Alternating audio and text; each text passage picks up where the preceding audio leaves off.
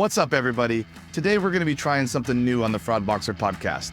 With the help of our fellow fraud fighters at ArcOwl, we'll be trying out a new Fraud Boxer sweepstakes giveaway. And to help us get started, our friends at ArcOwl have offered up one of their very own newly designed Give Fraud the Bird t-shirts as a prize. To sign up for a chance to win, go to www.arcowl.com/fraudboxer today. ArcOwl is a provider of unique data that definitely gives fraudsters a headache.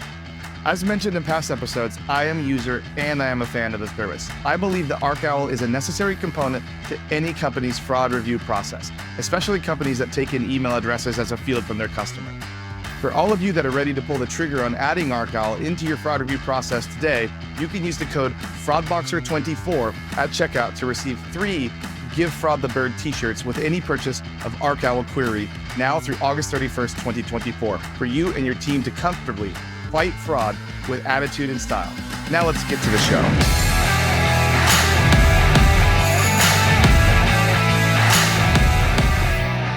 Well, everybody, welcome to the Fraud Boxer podcast. We have a special episode coming at you today.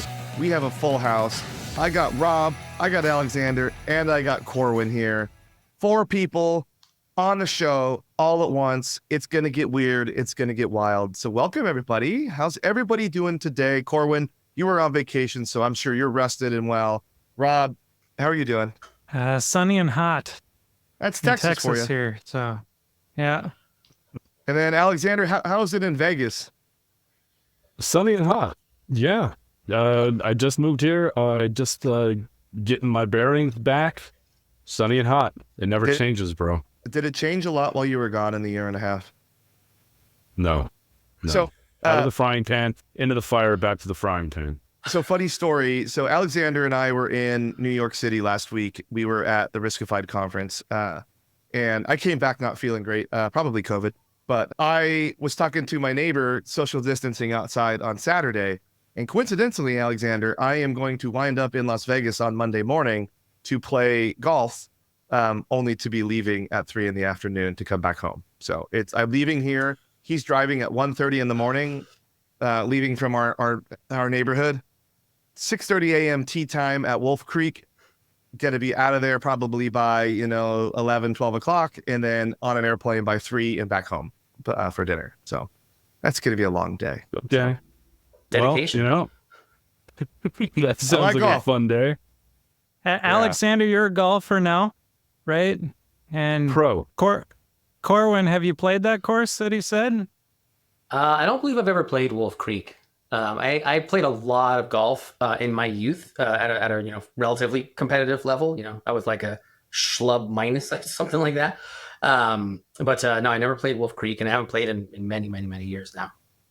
Well, it's I've kind of gotten really back into it over the last year. So that course is a very nice course, very expensive course, but it's on sale because it's summertime in Las Vegas. And nobody wants to be playing golf at 117 degrees. So we got a pretty good deal on tee time. So I'm going to make the most of it. But everybody, we are not here to talk about golf as much as I would love to and turn this into a golf podcast. That's not really the case. So we're kind of here for Corwin today because both Rob and Alexander have been on the show recently, I think within the last 6 weeks, each of you.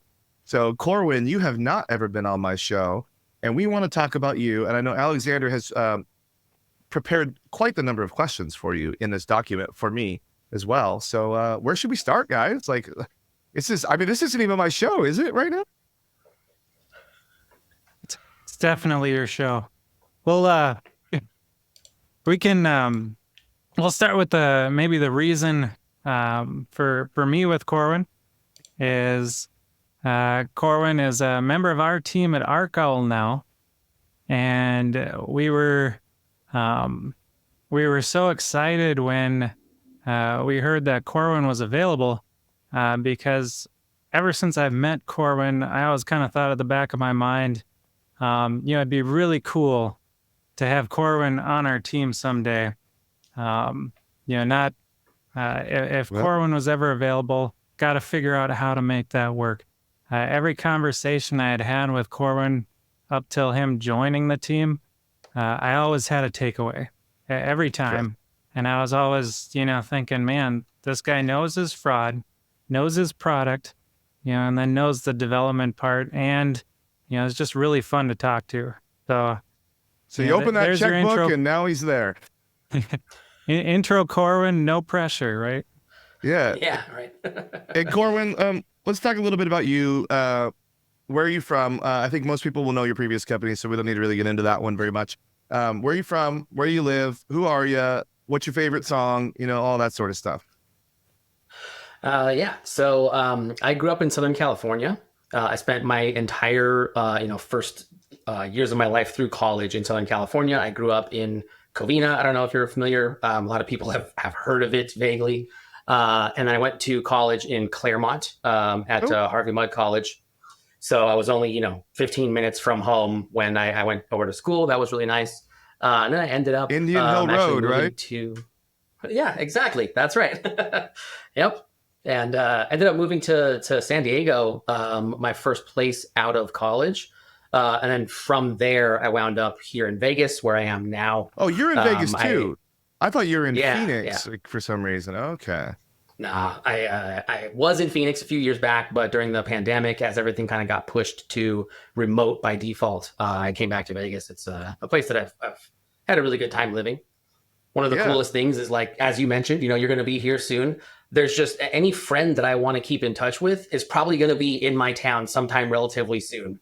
That's when I live funny. in Vegas. So- it's nice. Recently, like we just bought this house. Said it a number of times on the show. I bought this house in Placentia, so it's in northern Orange County, California, and we bought it in November, and it was like kind of like if we didn't get this house, we were going to Vegas. Like that was just what was going to happen because it's a couple of things that I have on my must-have list. I need to have world-class food, like absolute world-class dining, and there it is. I need to have social aspects where I can enjoy different types of people depending on the mood that I'm in. So nice restaurants, dive bars, those sorts of things. But anyways, and I also need an international airport that's reasonably easy to get to that has a lot of direct flights. And I also don't like rain. And I would say Las Vegas checks most of those boxes except for the exceedingly high temperatures. However, for the price that I paid for this house, I'd be able to buy a house there and then buy a summer house somewhere where it's a little cooler as well. So, but there is a line in the sand that if this house appreciates to a certain amount of value, I will sell it immediately and head to Vegas. And I would say we're about 70% there. So you never know. I might be a neighbor to both of you guys. So get ready because you'll hear me a coming. All right. I'll dust off my golf clubs. Perfect. Yeah. And I like to play at least once a week. So let's kind of run through your background of how you got to where you are sitting, not only in this seat directly across from me virtually, but to ArcOwl as far as like your journey in fraud. I don't want to take anything away from Ivan's show because he has coined the show, The Journey in the Fraud Prevention. But for your journey, in the sake of level setting for my audience, how did you get here today? Yeah. So my initial journey into this industry was unconventional, might be putting it mildly. At the time that I graduated from college, online poker was extremely lucrative in the early 2000s. And so that's what I did. I was a professional poker player for 10 years out of college. And I ended up, after a long time of kind of burning out and just really not improving my game very much, got to the point where it was very stressful to have to do something with so much variance for a living. And my parents had fallen on a really hard time, and so I had to support them as well. So I started looking for just any old job that I can get to have more stable income than going to the poker table and stressing myself out. And so I just found an entry-level job locally here in Vegas doing fraud review at a company called Precharge. They were, one of the first few companies to have a chargeback guarantee. They might have been the actual very first one. I don't remember specifically. But yeah, that was how I started. I literally just took an entry-level job doing manual review at Precharge. And I was there for a couple of years as I kind of learned the ropes. So was Precharge where you were before your last company, or did you have some other steps along the way? No, just Precharge, and then one other place before I ended up at ArcOwl. So, Alexander, I believe you have some questions on here that you would like to ask too. So, do you want to start it up, fire it up? Absolutely. One thing that Corn and I have had a lot of conversations over the last several years, and there's a few items that I initially was shocked to find and Corwin has done an amazing job of maintaining. One thing that blows me away is the way that he approaches the analysis, the way that he approaches data, the way that his philosophy is around it. So one of the questions that Corwin I wanted to throw your way is, what do you think is different between your approach and everyone else's approach when seeking to solve a particular use case or service a particular industry? What would you feel separates you from them? So that's a great question. And to answer that at a high level, I'm reminded of Bruce Lee's last interview before his untimely death, where he mentioned that, people talked to him about martial arts at a high level, and over time, he eventually became of the opinion that he doesn't teach style anymore. He doesn't abide by any sort of martial arts style, because what he wanted to master was real world fighting, where there aren't necessarily rules, and you might do like eye gouges and stuff like that. And so he wasn't like against competitive forms of martial arts with rules, but that was not where he was putting his time. He was transcending all the ideas of style and all the rules and boundaries of the way things had worked previously. And so more and more over time, as I've gotten more experience and gotten better at understanding fraud, I've come to the same conclusion that like there's really no good style to approach it. There's no particular, set of rules or protocols that you should follow. There's no just good describable way to actually do it right. You just have to treat every single case on a completely case-by-case basis and try to understand each one as deeply as you possibly can. And there's a lot of different angles that come into that, but that's really the sort of the main thing, is that you really, really, really want to understand everything you can very deeply. So, there's been this kind of like timeline of things that have registered for me as differences that were kind of coming up in the way I was approaching fraud as I learned it. I remember very clearly the very first time I learned a difference between like the way I was doing things and the way others were doing things was at my very first job in the industry within just a few months of starting. What had happened was I got very simplistic training. Yeah. And saying so is very generous. So let me be clearer. My first day of training, which was the only training I got until months later, this was it. My boss came to my office. It was my very first day. I was looking at this computer, and he said, like, here's, the queue. You can click on one of these. That's an order. And basically, you're just looking for proxy IPs. And if you see one that's fraud, decline it. And then he just turned around and left the room.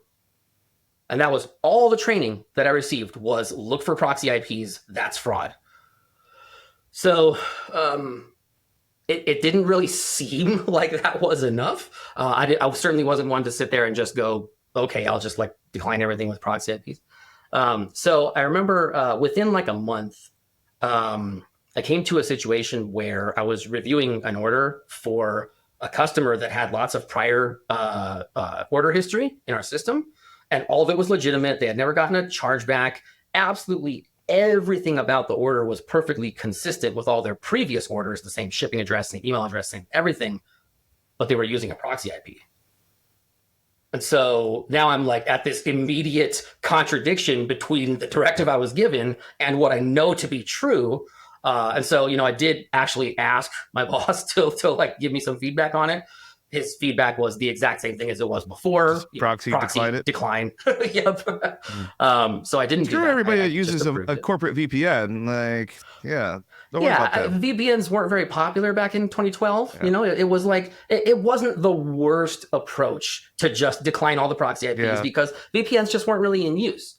So, that actually takes me back because when I started at Fandango, like I had a pretty low level, like I had found some card testing happening at Netflix in the past, but I didn't physically stop it myself. I just said, hey guys, here's some card testing on these accounts. It looks like it's related because we just made this change where we do $0 authorization. So I don't know what to do. And one of my friends worked in the research department. We sat back there and all we did was like, he looked up like the card and found like all these accounts that it was attached to. And I was like, hell yeah, I did something. So then when I told that story, when I went to Fandango, they're like, that's literally happening to us. Can you stop it? And I was like, sure. And I remember my first day is like, I walked in and they had a desktop computer. That's how awesome it was. And they're like, here's your computer. Here's where you're going to work. It was in the hallway too. It was kind of by the bathroom. They didn't even have a desk for me. It was in a hallway. And they're like, so we use this product called ThreatMetrix. Ever heard of it? And I was like, no. And they're like, all right, well, go stop fraud. And then I was like, okay. And there was this guy like sitting next to me also in the hallway. And his name was Colin, and he was cool. And he was like, so I kind of have been doing this, I guess, a little bit before. So let me just show you how to click around a little bit. And then like that was about the end of my day. Aaron had been like from customer service was like, here's some accounts that we've already identified. And then I just would like look them up in this tool. But one of the things that it did enable me to do though, was I had like no other bias from before. So I didn't come in with any preloaded like notion of like, this is how it's supposed to be done. I just guessed. And one of the things that I did do is I noticed that you could create a score on a rule. So you create a rule. So it was conditions were my favorite, if, ands, that. It was like just from back in my old computer days. But I could put a score on it, like a numerical value. And I was looking at all the rules that somebody had already created in there. And it was a lot of, if these things happen, then decline or then approve. But there was like one, like somebody had done something where they had to fix some sort of numerical value to it. So what I did is I started like creating single rules and doing a score, but a really low score, like 5, like 15 points. And then I saw that the threshold was, I noticed that anything over 75 would fail. So I started like finding things, and I was like, I remember I looked at this transaction, it had no images enabled. I'm like, well, how the hell can you even be on my website without images enabled? I was like, seems sketchy to me on that one. So I put a rule on that one. It's like no images enabled, like just, I think I put it like score like 70. And then it was like, if you're using a proxy, like score, like I think it was like a -5. So basically if you have both of these things combined, then it was score. So then I disabled with JavaScript, disabled, same thing with like all that. But one of the things I did find out is the cool thing about ThreatMetrix at the time was it classified your VPN as different types. So you could see if it was like an A1 anonymous proxy or if it was a corporate VPN. So you could kind of get a little more trust around the type of network that was really coming across. But all of that was to be said is like, apparently nobody had done that, like scoring at that level before, because like ThreatMetrix called me and asked me what the hell I was doing and flew me up so I could talk about like why I was doing it that way. And we sat in their office with their product team. And then, that I'm not saying, like I've said it before, like I'm not saying that I invented numerical scoring. I don't think it's the functionality existed. So somebody definitely had thought about it before me, but apparently the way that I was utilizing the scoring at that moment was different. So instead of having one rule that was like 5 parts and then wound up with a binary decision, the rule would become 5 different parts that if 3 of them were true, maybe it would bring you a really high score. But if 2 of them weren't, you would still pass because it was all about finding what really mattered. Like I remember like counting fonts for me was a big thing. Like how many fonts were loaded, because, on the average, even your phone has like 160 fonts that it can display. So if you're running 12 fonts in your computer, you're probably a scripting box, because in your Windows XP, 12 fonts, no images disabled, JavaScript disabled, you're scripting, like you're up to something, But those were like, that was the days when we had to do that all by hand. And all of that was done to catch a triangulation scheme, which is just like the most basic ass fraud thing known to man. They were just buying a bunch. They would have their own website set up.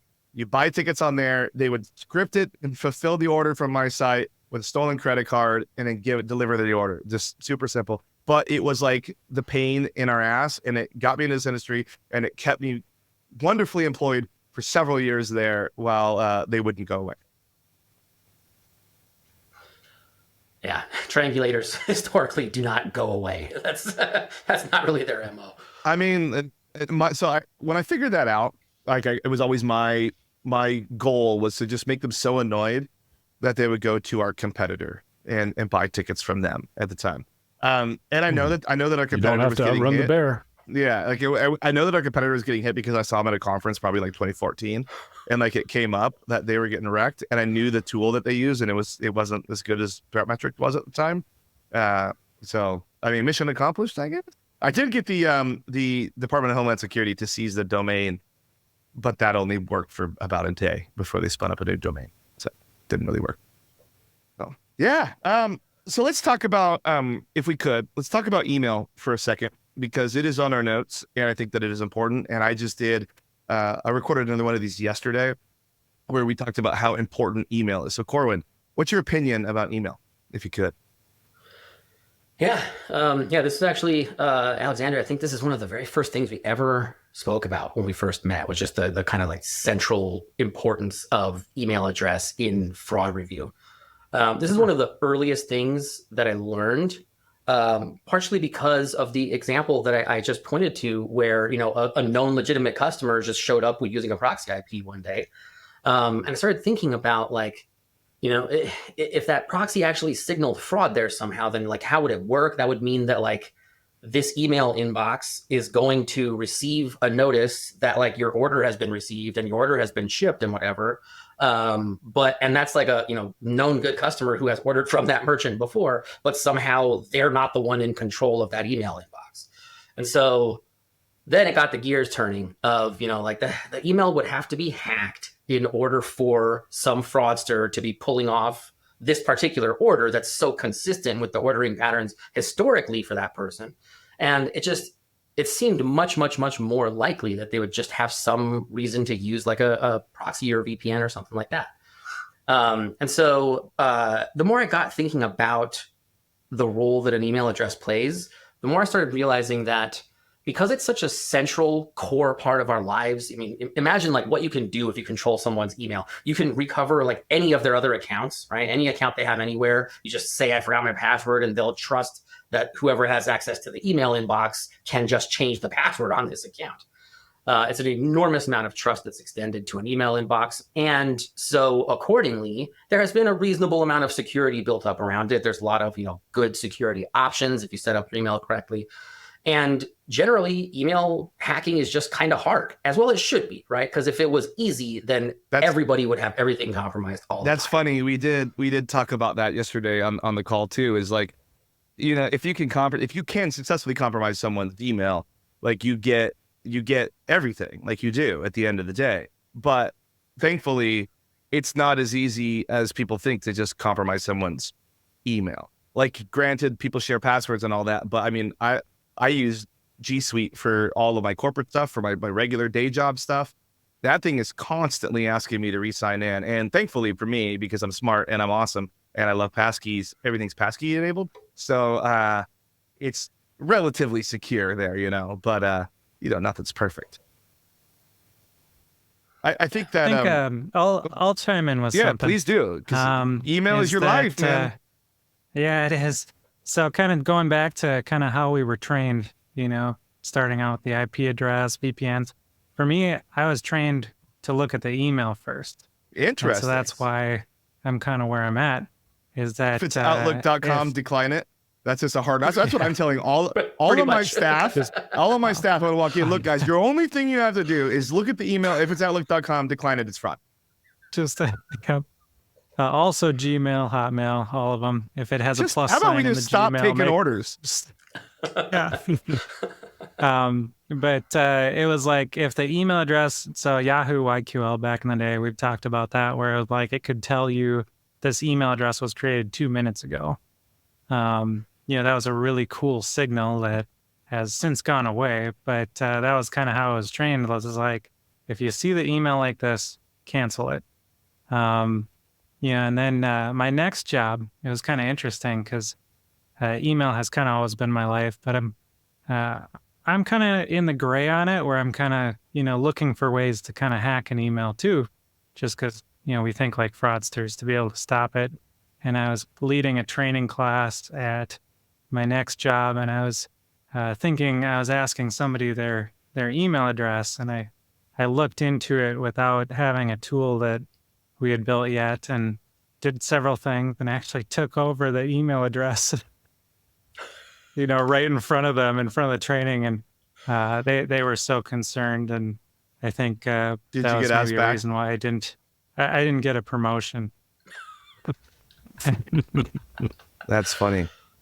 I mean, I think like email address, like if you think about it, like for me on the merchant side, like email address equals account.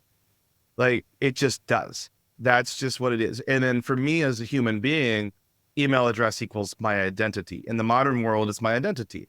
And I've been toying around because I've had like this funny email address that I made years ago to make fun of an old music producer here in LA. and the joke is so stale. I'm not even in that industry anymore. So I've been toying around with the idea of like moving everything full time to my Fraud Boxer email, but it is such an undertaking to switch an email address, which is crazy because like it's very much a Western culture thing, because like Japan, for example, like they'll switch their email, like the phone number, you know, when they get a new SIM card, they just don't care. Like that's a new email. So be it with life. Like I'm not paying my bills anymore, but everything else is more mobile based there. But like here, like if I don't have access to my email, like I don't have access to life anymore at the end of the day. It is very much my identity, and everything does like come to that. And like, granted, I've been moving more to the business email as more stuff is related to business. Like all of my hardware subscription or my software subscriptions and all that is all based on the business now, which all I got to do is get my bills over there and then my credit cards. And then I guess I can kind of just, everything else is just spam at the end of the day, coupons, you know, but like who knows, like I'll forget, I'll go try and log into some website like Express or something to buy some stupid shirts for a conference. And I'll forget that one was on my old email address and I'll probably no longer have access to. So I don't know.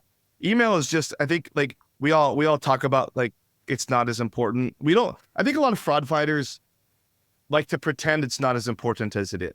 Like we know to look for the first dot last with 4 numbers at a Gmail or Yahoo. We know it's probably going to be fraud. We know the name's not going to match the name on the account. We know those sorts of things. But at the end of the day, like if you don't allow, like let's say you have a website like mine, where your account exists on your email and it is your email, that is your account. And then I lock your account. I never allow you to unlock it ever again. Like you can't put that email on another account. Like you're nuked, you're cooked, as the Gen Z said. Like you ain't getting back in there. Like your life is over for my website. So I don't think that we quite realize to ourselves, we lie to ourselves about how important email is these days. Thoughts, prayers, concerns, anybody? We're just a bunch of old guys on this podcast. We're yelling at clouds right now, man. We are yelling at clouds. Talking about the good old days of the emails. Yeah, you guys remember when you had to wait? Remember when emails were in frames and your thing on the left side was in frames? Anybody remember that? That sucked. Yeah. Anyways, frames, kids. You guys don't know what frames were on the internet. I remember when I first started doing HTML, I would build all my websites with frames. I thought I was the shit. Navigation bar on the left, only scrolling on the body. Oh my God, it would take like, you basically had to load 3 pages over dial up, and that was not the right optimization. Anyway, back to the show. But putting on my developer hat, that kind of code is really, really, really, really, really fast today because it was optimized for those 56K modems. So it's actually pretty baller to have like a very basic HTML site with like maybe a frame. Yeah. Let's bring them back, boys. They can make a comeback because it's so fast. When I eventually make the Fraud Boxer actual website and not just cheat and have a URL redirect to Podbean, I'm putting frames on it. You know, I'm going to make it look, actually, you know what? This podcast is going off the rails. So in 2017, there was a very well-known celebrity that came out with a very big announcement about his health. And I thought it was hilarious. Because of his reputation. So I bought a domain that said that he had this particular affliction. And then I created a website that had the dancing baby. It had like the flames on it. It had a counter on the bottom. So it looked, it was only 3 pages and it looked everything like it was made in 1996. And then I had it had a guest book. I remember I found a guest book and put a guest book on there. And then it got filled with, I didn't want to put CAPTCHA. So it's filled with thousands of pages of Russian bots on there. But all it did was it just said, did you know? And then, yes, he did. Yes, he does. And then it just had the dancing baby and then the guest book and then an about page, which just was his photo. It was great. It was great. Amazing. Boy. GeoCities style. I like it. It was very GeoCity. I was more of an Angel Fire guy, but it was very GeoCities. All right. So shall we get back to the topic at hand, boys? This has been fun. Yeah. Let's talk about leadership, shall we? Should we talk about leadership in our philosophies and fraud leadership? So, what are some insights for training and building a fraud team that you guys use? Like Rob, obviously you're the CEO, you're the founder. Alexander, you're the boss man at your company. Corwin, now you work for this Rob guy at some point, right? Like somewhere he signs the check, right? And then me, I mean, I got a lot of bosses, but I also manage a lot of people. So let's let's talk about leadership. And Rob, let's start with you. Well, what's our question on leadership? Just leadership in I general? don't know. You don't have any notes on here, so I totally threw you under the bus on this. It was kind of Yeah, I like that. Some insights for building and training a fraud team. Gotcha. Yeah, no, we don't have a fraud team. We have a data team, right? We have a dev team at Arcall. We have a product. But what if you team. have what if you hire people that come in without understanding the context of what they're trying to do? Because if you can hire a developer from outside of this industry, they need to know what that they're doing, right? Like the why. What is the reason that they need to make it do something? Yeah, I think to really have passion for what you do, I think even bringing in developers, like David and Peter, sometimes I'll pull them aside and say, do you see this coming in? Do you see this pieces of data, how they match up or don't line up with this piece of data?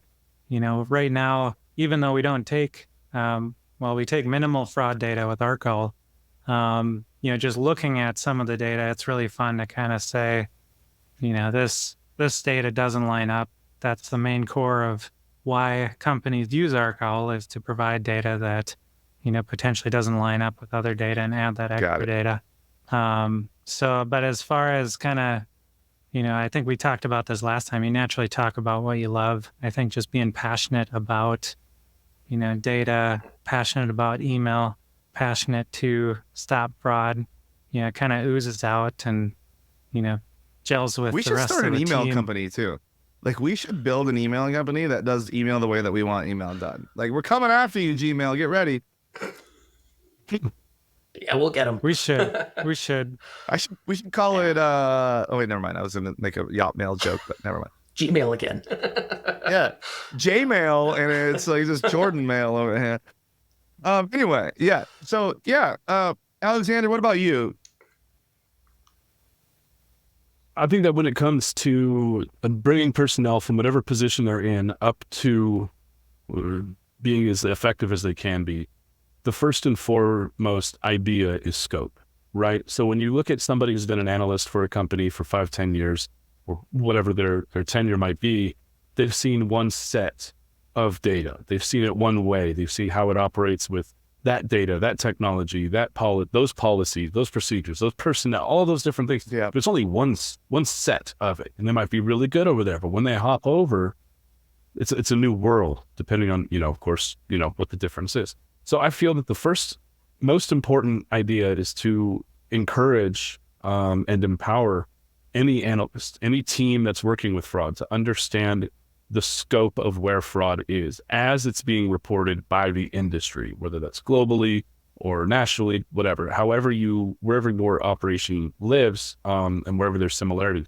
I feel that establishing scope is most important. And then that drills down into an understanding of where they might attack, where they have attacked, what differences might exist, and then that drills down into what Corwin was saying, out of the box thinking. I'm not going to sit here and adhere to one model because it worked at this one point in time.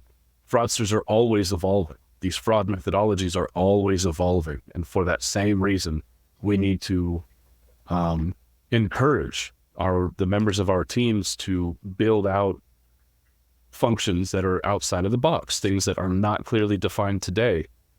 What I say in my trainings is fraudsters are not adhering to the rules. They're not crammed in any box. And because of that, our teams need to fight fire with fire and think the same way and approach it the same way. So, I agree. So, Corwin, what do you got? Yeah, I very wholeheartedly agree. I want to add on to something Rob said about talking about what you love. I also have had a lot of success talking about what I hate, and so I can speak passionately about what I hate on any level all day long. And so one of the first things I've always liked to teach people who are coming into fraud, especially coming from outside the industry, as we talked about, is literally just how it works, right? Like if you wanted to do fraud, what would you do? You just pick up someone else's credit card, use it without their permission, or, you could talk about using your own credit card and then, filing a chargeback, even though you definitely ordered the thing. And then from there, I like to explain to people how it actually literally plays out in the real world. Yeah. So there's this like dispute process, but then everyone's just like Spider-Man, pointing fingers at each other. And at the end of it all, the merchant is absolutely just the punching bag of the industry. Fraudster is just there to take advantage of the merchant. Customer sees the merchant as this faceless organization that can stand to lose a few dollars. So they're not really going to like do their best to help resolve, a chargeback or something like that. And then the bank has the power to just push all that responsibility onto the merchant. And They so never want to at the end of the day, bag. the merchant ends up with all of it. Yeah. Yeah. So I really like just starting by teaching people the incredibly broken, frustrating system that we live in, because that's one of the most important things to understand about being a fraud fighter, is that you are dealing with a system that is extremely broken first and foremost.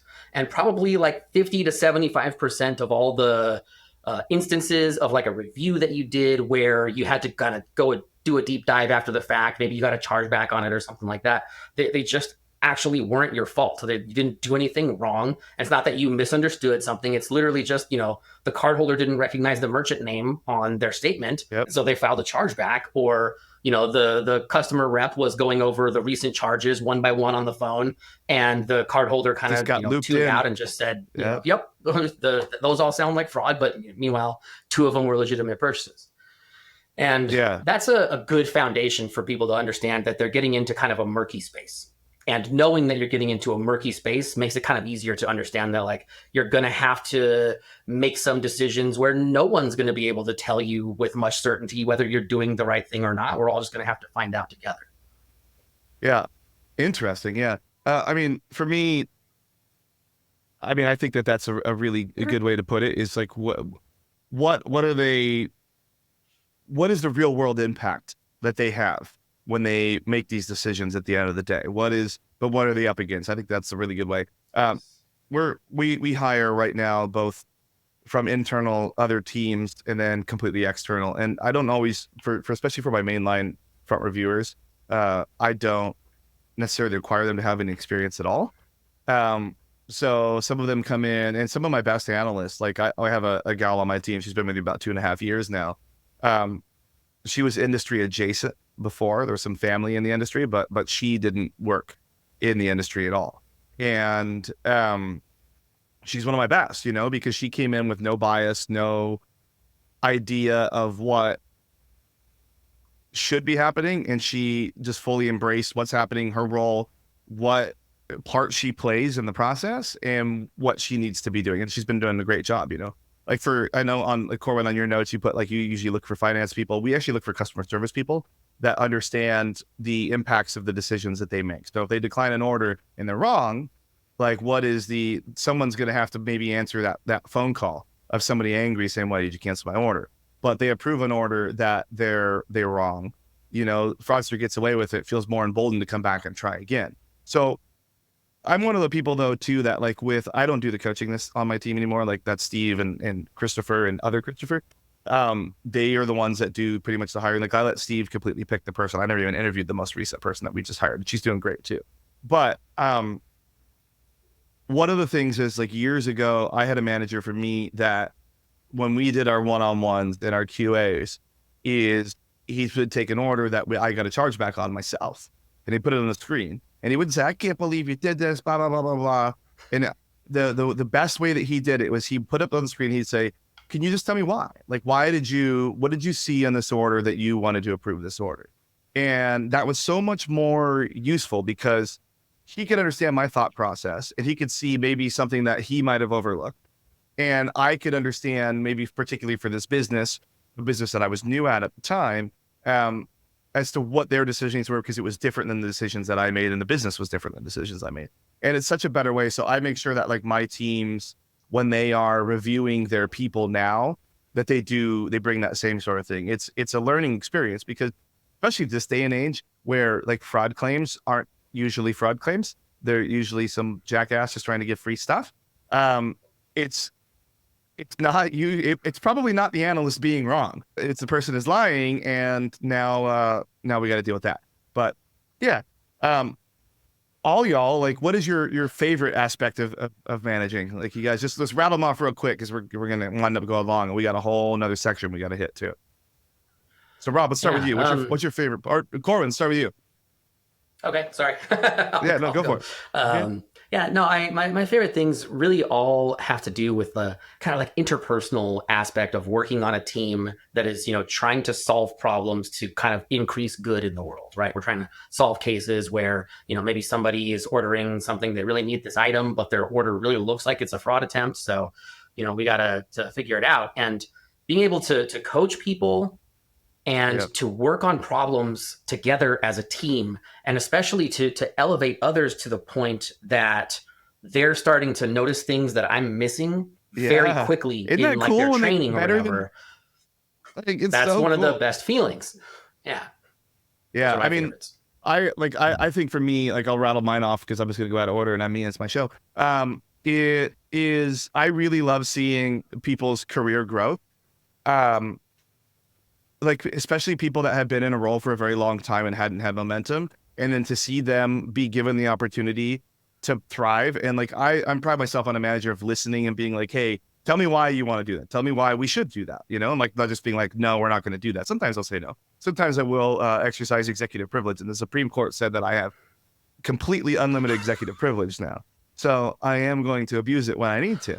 But to see people like, great example is like Jenny from Ticketmaster. Like she really came into her own, and she's so powerful, so well known in this industry now, and is seen as a leader. And the same thing with Steve now on my team is like I see him every day making policy, doing product. Like his growth has been so tremendous. It's like now he's known as the one that really is the secret sauce at iHerb. It's not me. They know that like Steve is behind me, really pulling the strings. I'm just the Wizard of Oz over here, at the end of the day. And the same thing when I was at Ticketmaster. I mean, Jenny was the same thing. She was pulling the strings over there, and everybody knew that, And I have no problem making sure that my people get noticed and get not only in the industry but internally in my companies, and make sure that they get the career momentum that they deserve.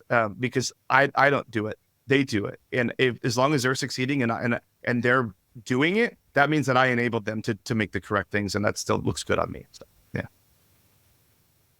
Alexander, what about you? You got anything?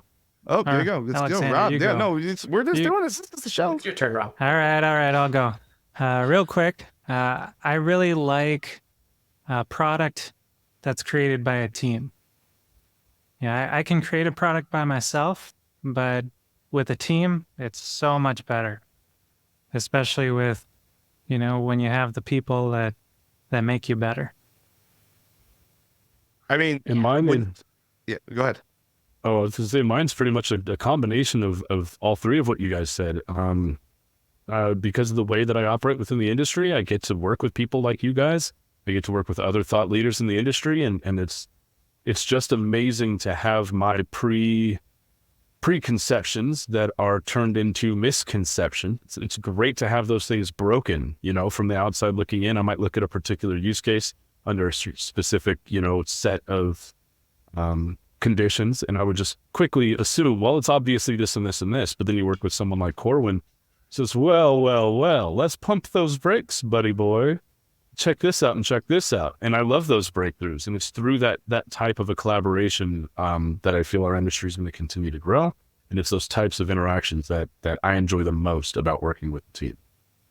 Well, this has been super interesting so far, guys, but I think we need to talk to Corwin specifically right now and find out why Arcal. So what was your reason into jumping into Arcal? And just so everybody's listening, Arcal is going to give away some stuff. You see that cool shirt that Rob's got on right now? Rob, can you stand up and say some words so I can actually, I'll cut you onto there. But we're going to be giving some of these away as we go. So everybody be watching the screen for some codes and stuff and how to enter a raffle. So as Corwin's talking about it, maybe you can be listening and you could be entering the raffle at the same time. So Corwin, what do you got? Why'd you choose Arcal? So by far the biggest reason is for the awesome t-shirts. I don't know if you know, but I got a couple. The one that he's wearing, and it's just killer. But in a distant distant second place in terms of my motivations. I just really like the product. I have always really liked the product. It's the kind of thing that, just kind of serendipitously, I would have tried to automate when I was very first in my early years, kind of getting into the software side of things a little bit. I would have tried to automate what we're doing now with ArcOwl, because I was doing a lot of the same stuff manually on literally every single review, and it's very tiring. And so to be a part of a product that is literally an idea that I have had in my own past, and also to have come here with a founder who built this same product for literally the exact same reason, there's a lot of alignment, and so I feel really good in terms of like fitting into the culture here. Yeah, it's great to work with David, my boss. Okay, go on about David, because I see he's got a big note. He's bolded. He's underlined over here. Let's hear about David. Tell me all about. Is David the one that was mowing the lawn, by the way, Rob? Baby, like here, like your in old Texas, neighbor? or... No, your old neighbor in North Carolina.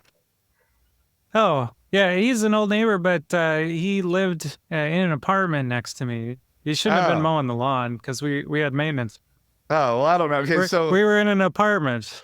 So there's a really interesting story. Everybody go back and listen to the most recent episode that Rob was on. We talk about this meeting, and it's really, really, really crazy story, actually. So, yeah. So, David, so you want to work with David. You like working with David. Tell me more. Yeah. David's the CTO, my direct boss. And it's he just has a leadership style that really works for me. He's, very supportive, and just, goes through a little bit of the motions of like going through the protocol. Like, is there anything you need from me? And making sure to just always ask these simple questions. But we have a great rapport between us. And so when we're on a call, for example, it works in a way that it is very similar to how my rapport has flowed with some of my closest friends over time. Okay. Where, sometimes we'll encounter a point in the conversation where we have a question, and neither of us is really sure. And so we can both just very naturally, smoothly kind of like start typing away on our keyboards, opening a tab and looking for the answer to this question. There's a whole bunch of silence for a couple minutes in the call, and then we go back to talking about things. It's a very, very, very good rapport that's very natural for me. And that's cool. Permeates the whole company culture here. Yeah, I have a really good boss here at iHerb that I wouldn't trade for the world. He is just totally gets me. I get him. We understand how deliverables are supposed to work, and I understand what he needs from me. And it's the same thing. Is we could go weeks without talking. And we do have weekly one-on-ones, but sometimes we get busy, and it's can we skip this week? But we'll start right back up, right where we left off. I will know what he's about to ask me, and I'll have the answers, and it's so great. Without rehashing, Rob, from your side, I'm kind of probably going to go to Corwin for this as well, because you and I just did an episode. So anybody that wants to know more about ArcOwl, there's 2 other episodes. Please just search those in the past. But Corwin, specifically from you, what are some things that, from the more of a product side, that people should know about that really attracts you to ArcOwl at the end of the day? Yeah.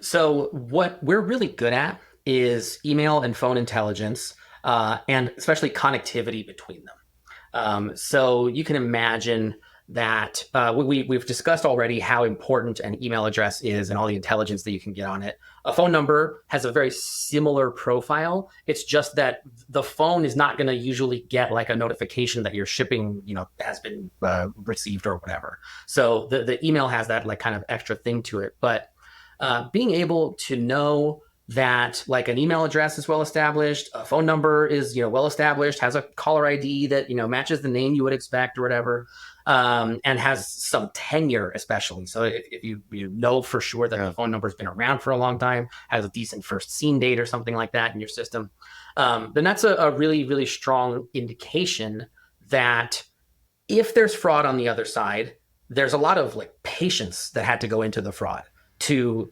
achieve all this apparent connectivity and kind of establishment on the web. Hey everybody, me popping in again just to remind you to use code FraudBoxer24 at ArcOwl checkout to receive 3 Give Fraud the Bird t-shirts in addition to any purchase of ArcOwl queries now through August 31st, 2024. Let's get back to the episode. So that's really where the power of ArcOwl comes from. It is presenting an extraordinary challenge to fraudsters in terms of mimicking legitimate behavior.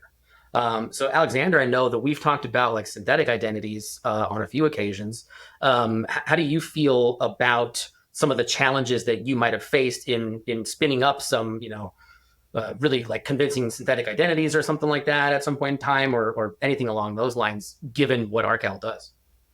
Yeah, I think that the biggest challenge for me would be if somebody were able to have visibility across the performance and the relationship building of the different data points as I was going to these different systems. For everybody who's watching this, my process for establishing what we now call synthetic IDs was to take a central identity set. So for me, I never used disparate data sets, so it's not a true synthetic, but let's talk about a central identity set. So Social Security, date of birth, name. I have this piece of information, this set of information. I'd go over to some website and then order a catalog. And through building that relationship to that name, I would start to associate a shipping address. Then I go somewhere else and sign up for phone number notifications, go somewhere else, sign up for an email, go somewhere else, sign up for a different address, and start to watch all of these disparate data points pull together and be represented in the data sources that I went to in order to verify my work. Things like Spokeo and Been Verified, People Finder, and all of that. So all of that work was done in order to finally take this piece of identity or this identity set and go execute against some target platform, whether it was a branded credit card, it was a loan, it was a credit card, it was a bank account, whatever it was. I had effectively injected all of the superficial PII to make this relationship look feasible. I will tell you this, if I went through all of that work and got shut down at all of my target platforms, I would be infuriated. And it's my opinion that the platforms that will be able to do this are going to be able to read the timeline and the story behind the relationships in order to do that. And it's true, I believe, that you guys are empowering teams of analysts who are using your product to be able to identify for that specific use case. I think you guys are giving me a run for the money. So I will say, for anybody that wants to know more about how Alexander created these synthetic identities and his multi-touch point system, again, I'm going to refer you to another episode. We did an episode recently about that and how that works for him and the process that he went through with that. So please go listen to that one. Corwin, do you think that you'll be able to defeat Alexander today, or what do you think? Well, the fact that I know Alexander today, I think would make it a little easier to kind of keep my guard up a little extra. But the general question of, how would I rate my own self if I encountered Alexander, just on the game board at some point in my career? It would really depend on the exact approach that Alexander was taking at that moment, because in many, many, many cases, because of the complexity and the sophistication of Alexander's approach, there probably wouldn't have even been tangible risk for my merchant or myself that we would ever even see. So when you have these it would sort of look like legitimate, complicated, right? It would look legitimate enough. And even if, I like approved the order and it wasn't legitimate in some way, it probably wouldn't result in just a chargeback to that card that I would actually get notified about. Instead, someone would be on the hook, but it wouldn't actually even be the merchant who was supposed to be directly affected. Now, that being said, we have talked a little bit about what kind of gives you challenges on the fraudster side in terms of, setting up a really like compelling synthetic profile and stuff like that. And so if Alexander was on the far other side of the spectrum, going from complex multi-system exploits to a single system targeted exploit, just trying to do like vanilla credit card fraud, targeting a specific luxury item or something like that on an e-commerce website, then my sort of default position has always been that I will kind of give any new customer one, just because legitimate customers are so varied. They do so many weird things that even like the weirdest thing can still be legitimate if it doesn't start to snowball. And so probably a very familiar pattern would have occurred where Alexander might have like gotten a first order approved, and then if he decided later that day to try another one, probably that maybe it's another laptop. Yeah, right. You don't usually buy two laptops 6 hours apart from the same website. Yeah. So, topical, to keep it topical, Alexander and I were both in New York with Riskified last week. And coincidentally, a couple weeks before, I had one of the major card networks that called me wanting to set the record straight and figure out a way to use my platform to set that record straight about the friendly fraud. And they're saying that they were seeing in the high 70% range of being friendly fraud. Now, Alexander and I were talking about this, saying that we don't, first of all, we don't discount that's probably the true number that they're seeing, but Alexander had a great question, is how much of that friendly fraud that they're identifying as friendly fraud is actually identity theft, like these multi-points where they've taken over this person's identity so well that even the card brand thinks it's the legitimate user just participating in it when it really is not them. They basically assume that identity, because that's getting harder and harder to pull away. Like those two parts is who's been legitimately taken. But, granted, like the scam losses are so huge right now where there's all of that, like they're willingly participating in it. And then they're realizing they got scammed despite agreeing to 17 hoops that they had to jump through. So I think that it's an interesting point to be like, it looks so legitimate sometimes now with what people are doing that it's hard to tell if it really is or really isn't that person participating. Yeah. Yeah, things can get really, really, really scary. A real quick question, Alexander. We talked about how difficult it is to compromise someone's email, to like hack their email or whatever. But as a fraudster, ideally, you would love to use the cardholder's like actual real email when you fill out a form to check out. So like, what's the easiest way to overcome this difficulty of like, it's hard to hack an email, but you still want to use that email to do fraud? I know it's become a lot more easy to accomplish nowadays. I never pursued it because I immediately jumped down to the point where I would either need to call in and do some customer service reset Probing of access or something like that. And I just never did it. Back when I was operating on the other side, the email compromise was already so, I guess I'll call it daunting and unnecessary was the truth. I weighed out the pros and the cons. Do I go through 6 hours of work to reset access in order to gain access to the real email address? Or do I start a new one and start establishing new accounts that send all their stuff there and then 6 months later get to execute on a $50,000 loan? In that time, it made more sense for me to do that. However, since then, all of our aggregated data sources and the beautiful ways that data is orchestrated on the back ends of these platforms, it makes sense for fraudsters to be pursuing it. And I think that's another reason why scams and business email, or scams and by extension business email compromises, things like that are taking off.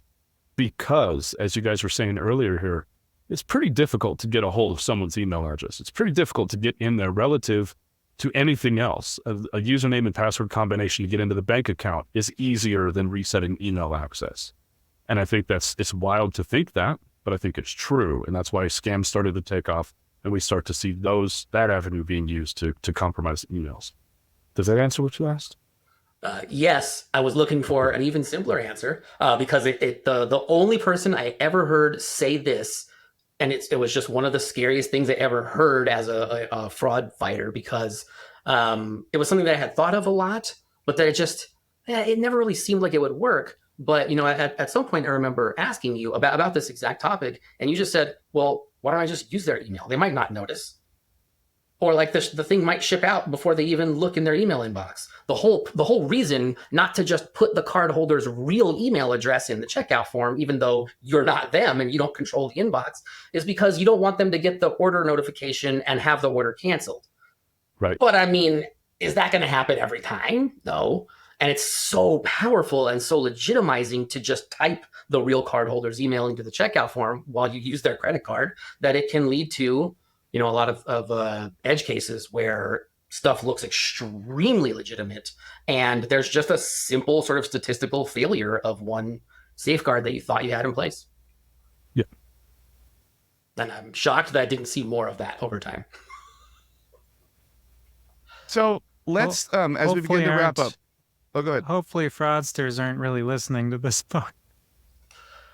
They're already mean- so far ahead of everything we're talking about. That's one thing I know. I've always known for sure is fraudsters are way ahead of the game. Our industry is very slow to catch up. That's So let essentially me what they were saying last week in New York too. Is like we are always playing catch up at the end of the day. We really are. I'll Okay, tell you Alexander, one thing. Go on. Ever since I joined the good guys, I've been watching for, and this actually toots Corwin's horn. I was always watching for when fraudsters were catching up. And so there's this disparity between where I was and where the fraudsters are. And then there's, of course, the disparity between where the fraudsters generally seen and where our technology or data aggregation or policy or processes are. And so I've been watching this play out and play out and play out. And I want to preface this by saying there's no way I was the biggest, bestest, mostest fraudster in the world. There's always 1,000 people bigger and more than I ever was. However, Corwin was the one that brought to my attention the explosion of triangulation fraud. And actually, I hosted Corwin on my roundtable series to go into detail about it. And it blew my mind because this was the first evidence I had seen of what I call multi-system exploits, where all the visibility on the individual platforms looks fine. But when you bring all three of them together, you start to realize where the problem is and what the issue is. And because of this, I do feel that fraudsters, the gap between where I was a decade ago when I was still operating and where the fraudsters are today, that gap is being closed. They've effectively reached the level of multi-system exploits, both with synthetics, with certain levels of ATOs. Third-party ATOs are being seen, business accounts are being opened, triangulation has exploded across multiple different verticals and at multiple different retailers. They're where I was. That gap has been closed. Now, the technology, as to your guys' point, hasn't been moving as quickly. So on one front, it's scary. And then on the other one, it's even scarier. So there's that. All right, guys. Well, that's terrifying and interesting that it's closing up that quickly. But that leads me to the final question of today's show: is Corwin, now that you're there, what is the future of ArcOwl? What does it look like? How high is it flying? Yeah. Good question. Nice. Hopefully, as high as we can go. I'm really excited for some of the things that I've kind of come on board to work on. Some of them are relatively boring. GDPR creates significant challenges within, all of our cloud architecture and everything to make sure all the data is protected correctly. That's going to be a big task for me. It's not really very exciting for an audience. But on to more exciting things. I'm really interested in giving ArcOwl a little bit more power to connect things even more. So, we currently have email and phone intelligence, and we have some IP intelligence. I'm working on adding different data sources like street addresses, for example, to get kind of like a comprehensive connectivity graph. It's super useful, by the way. International addresses are always a challenge. There's not a lot of providers that can do international addresses. So just keep that in mind as you're going through this process. Yeah, exactly. So the sort of expansion of the data sources that we do use and the expansion of the data types that we have available to ingest and give intelligence on is really the sort of the big theme of what I'm working on here. So I hope that we'll be able to see a lot more kind of subtle and connectivity based outputs coming from the ArcOwl product in the near future here. I'm really interested in doing some NLP and other kind of like string analysis for different purposes. We can really gain a lot by having a number of really basic insights. Like, for example, Jordan, earlier you mentioned first dot last 4 digits at Gmail. It's a fraud, right? Or just star at Outlook is fraud, right? And so the as a human, saying first dot last 4 digits at Gmail, that's incredibly comprehensible. It's very easy to understand, but that exact task is a little underdone in our industry. Honestly, just understanding the strings of things. I mean, if somebody makes an email address that has like some kind of like vulgar, profane word in a different language that's been Romanized or something like that, you should know that. You should have a system that can tell you like, hey, there's vulgarity in this email, even if it's not your native language. So you guys kind of looking at taking more of a proactive instead of waiting for some sort of reputation or letting a passive, how many times it's been seen on the network. You're basically saying, hey, we may have never seen it, but this has a high likelihood of being junk because of how it's formatted at the end of the day, or because it's Outlook at the end of the day. Yeah, or even more specific insights, like if we're getting like street address and the like zip code from the street address is what like the 5 digits in the email are, then that's more believable and more common to see in the wild than just any old 5 digits at the end of an email. Or like birth year, and like those are always pretty normal too. Spelling someone's name on a phone, right? If someone's name is Amy and they have 269, that's Amy. Is that I never thought about that. So because I come from the T9 text era too. Very, very interesting. The prediction stuff and I like even the address stuff.